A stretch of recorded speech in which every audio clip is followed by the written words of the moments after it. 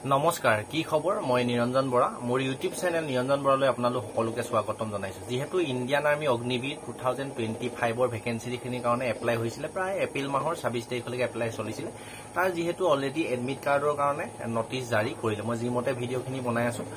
মই যেতে এক্সপেক্টেড কৰিছিলো আপোনালোকৰ জুন জুলাইত এক্সাম হ'ব বুলি সেইমতে আপোনালোকৰ নটিচ আহিলে আপোনালোকৰ যেহেতু এক্সামটো অনুষ্ঠিত হ'ব 30 জুনৰ পৰা এক্সাম অনুষ্ঠিত হ'ব আৰু জুলাই মাহৰ 10 তাৰিখলৈকে চলিব এতিয়া মই যেতিয়া নটিচ অহাদিনা ভিডিঅ' আপোনালোক বহুতে মোক কমেন্ট কৰি আছে বা বহুতে হোৱাটছএপত পাৰ্সোনালি মেছেজ দি আছে যে আপোনালোকে মোৰ এডমিট কাৰ্ডখন এলিয়াই দিয়ক আমুক দি আছে আপোনালোকে এডমিট কাৰ্ডখন কেতিয়াৰ পৰা ডাউনলোড কৰিব পাৰিব আৰু কেতিয়া আপোনাৰ ক'ত পইচা এখিনি চাব পাৰিব গোটেইখিনি কথা বুজাই কম আপোনালোকে ভিডিঅ'টো শেষলৈকে চাবা খুব শৰ্টকে কৈ দিম ছুটিকে বনাইছো বেছি দীঘলীয়া কৈ নাথাকো ভিডিঅ'টো শেষলৈকে চালে হলকে গোটেইখিনি কথা বুজি পাবা এতিয়া ভিডিঅ'টো আৰম্ভ কৰাৰ আগতে যদি ইণ্ডিয়ান আৰ্মি অগ্নিবীৰত এপ্লাই কৰিছিলা তেন্তে ডেছক্ৰিপশ্যনতে অগ্নিবীৰ এপ্লাই হোৱাৰ পৰা এক্সামত কি বিষয়ত আহিব কিমান মাৰ্কৰ আহিব কেনেদৰে এক্সাম হ'ব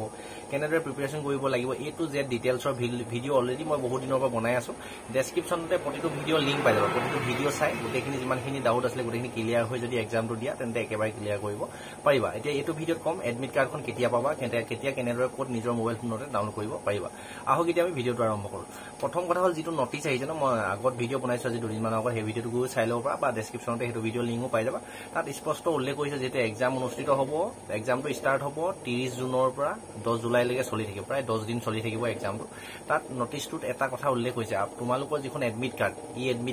এডমিট কাৰ্ডখন এক্সাম হোৱাৰ 14 দিনৰ আগতহে শ্ব' হ'ব বুলি কৈছে মানে 14 দিনৰ আগত কোনটো ডিস্ট্ৰিক্টত পৰিছে বা কোনটো চেণ্টাৰত পৰিছে কিমান সময়ত পৰিছে কোনটো শিফটত পৰিছে 14 দিনৰ আগত তোমালোকে চাব পাৰিবা যেহেতু অনলাইন এক্সাম হ'ব ন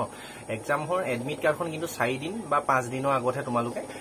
ডাউনলোড কৰি ল'ব পাৰিবা কিন্তু 14 দিনৰ আগতে ধৰি লোৱা তোমাৰ 30 তাৰিখে পৰিছে ন 30 তাৰিখৰ পৰা আগলৈকে 14 দিনৰ আগত তোমাৰ এপ্লিকেশ্যন ষ্টেটাছটো চেক কৰিব পাৰিবা যেনেদৰে এছএছচি এক্সাম বিলাক হয় এতিয়া যেহেতু অগ্নিবীৰৰ এক্সামো এছএছচি চেণ্টাৰ বিলাকতে হয় প্ৰচেছ একেটাই হ'ব হয়তো যদি 14 দিনৰ আগত ডাইৰেক্ট এডমিট কাৰ্ডখন দি দিয়ে তেতিয়াতো বহুত ভাল কথাই হ'ব কিন্তু পৰাপক্ষত মই যিমানটো এক্সপেক্টেড কৰিছো অনুমান কৰিছো 14 দিনৰ আগত তোমাৰ এপ্লিকেশ্যন ষ্টেটাছটো মানে কোনটো শিফটত পৰিছে কোনটো চেণ্টাৰত পৰিছে কিমান সময়ত পৰিছে এইখিনি চাব পাৰিবা আৰু এডমিট কাৰ্ডখন ডাইৰেক্ট তোমালোকে ডাউনলোড কৰি ল'ব পাৰিবা 4 দিনৰ আগত ডাউনলোড কৰি ল'ব পাৰিবা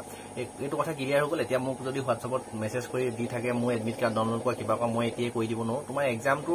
যিটো ডেটত পৰিব তাৰ 14 দিনৰ আগতে তোমাৰ এপ্লিকেশ্যন ষ্টেটাছটো চেক কৰিব আৰু 4 দিনৰ আগতে এডমিট কাৰ্ডখন ডাউনলোড কৰি ল'ব পাৰিবা এইটো কথা ক্লিয়াৰ হৈ গ'ল একেবাৰে তাৰপিছত সেকেন্ড টাইম কথা হ'ল কেনেদৰে প্ৰিপাৰেচন কৰিবা প্ৰিপাৰেচন যেহেতু ৰিজনিং আহিব মেথছ আহিব তাৰপিছত আৰু জিকে আহিব আৰু হিন্দী বা ইংলিছ গ্ৰামাৰ আহিব মই অলৰেডি যেহেতু কিছুমান টপিক ভিডিঅ' বনাই দিছো ডেছক্ৰিপশ্যনৰ প্ৰতিটো ভিডিঅ' লিংক পাই যাবা আৰু এতিয়াও যদি তোমালোকে প্ৰিপাৰেচন কৰা নাছিলা সেইকেইটা বিষয়তে আহিব যদি এডমিট কাৰ্ডৰ নিশ্চয় উল্লেখ থাকিব চিলেবাছটো এবাৰ যেহেতু ডিটেইল চিলেবাছ অফিচিয়েল এডভাৰটাইজমেণ্টত দিয়া নাছিলে সেইকাৰণে এতিয়া ক'ব পৰা নাযায় সেইকেইটা কিন্তু আহিব ৰিজনিং আহিব মেথছ আহিব জিকে আহিব বা হিন্দী বা ইংলিছৰ যিকোনো এটা পাৰ্ট আহিব যিকোনো এটা পাৰ্ট কৰিলে হ'ল এইকেইটা টপিকে আহিব কিন্তু 100 মাৰ্কৰ হ'ব নে 50 মাৰ্কৰ হ'ব এতিয়ালৈকে ধৰিব পৰা নাযায় জনা নাই যেহেতু এডমিট কাৰ্ডত যদি উল্লেখ থাকে তেতিয়াহে পৰা হ'ব মুঠতে এটাই ক'ব পাৰি যদি 1 ঘণ্টা এক্সামটো হয় তেতিয়া 50 মাৰ্কৰ আহিব যদি 2 ঘণ্টা হয় তেতিয়া কিন্তু 100 মাৰ্কৰ এক্সাম হ'ব সেইখিনি গোটেইখিনি কথা ক্লিয়াৰ কৰিলো এই ভিডিঅ'টো যিমান লগৰ বন্ধু বান্ধৱী আছিলে ল'ৰা ছোৱালী যিমানখিনি অগ্নিবীৰত এপ্লাই কৰিছিলে সকলোলৈকে শ্বেয়াৰ কৰি দিব সকলোৱে কথাটো ক্লিয়াৰ হৈ জানি ল'ব আৰু আন এটা কথা হ'ল এডমিট কাৰ্ডখন চেক কৰিব কি কৰিব লাগিব যিটো ইউজাৰ আইডি তোমালোকৰ যিটো ইমেইল আইডি দিছিলা এপ্লাই কৰোতে ইমেইল আইডিটো লাগিব পাছপৰ্টটো বহাই তোমাৰ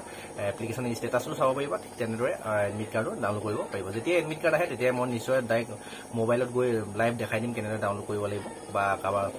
যেতিয়াৰ পৰা মুকলি কৰিব ন ষ্টেটাছ হওক বা এক্সামৰ এডমিট কাৰ্ড হওক তেতিয়া মই লগালগ ভিডিঅ' বনাই দিম চেনেলটো ছাবস্ক্ৰাইব কৰি বেল আইকনটো প্ৰেছ কৰি ৰাখিব এইখিনিয়ে ডেছক্ৰিপশ্যনতে হোৱাটছএপ গ্ৰুপৰ লিংক আছে টেলিগ্ৰাম চেনেলৰ লিংক আছে ইনষ্টা আইডি আছে ফেচবুক পেজৰ লিংক আছে গোটেইখিনি যদি মোৰ লগত যদি জড়িত হৈ থাকিব বিচাৰে তেন্তে ছাবস্ক্ৰাইব ফ'ল' কৰি ল'ব